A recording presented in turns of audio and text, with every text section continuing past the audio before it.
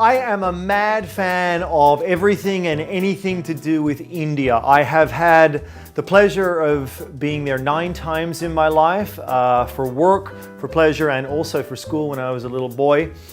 So today what I want to cook is one of my favorite all-time Indian dishes, and unlike so much Indian food, it's not immensely time-consuming and doesn't require 600 ingredients. It is a chicken biryani.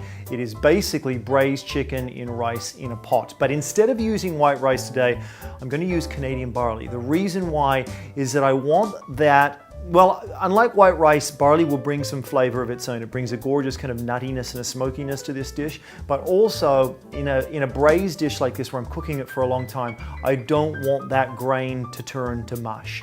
And barley won't do that. It will take on all the flavor, but it will still remain as individual grains when I serve it on the table.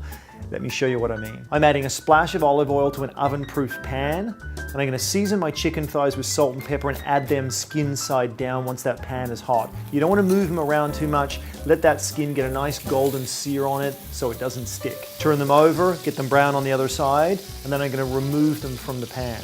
Next up, I'm going to add my chopped onions and chili flakes. You want those onions to really brown off and go crispy. Then I'm adding my tomato paste. Let that cook off for a few seconds as well. And then add your stock. I'm using chicken stock. You can use any stock you like. And be sure to scrape the bottom with a wooden spoon because there's a lot of flavor stuck to the bottom of that pan. I'm adding my barley. Place your chicken thighs back into the pot. Fresh thyme. Lid on, into the oven at about 350 for 40 minutes.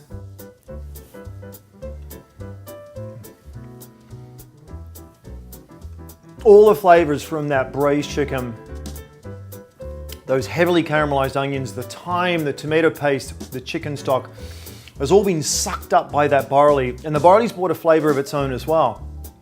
It's amazing how you swap out one thing, rice for barley, and it changes the dish so much, but so much for the better, with a much more interesting texture and much more interesting flavor. I would love your take or your opinion on this dish. Please give it a shot and give me your thoughts, and hopefully I'll see you soon.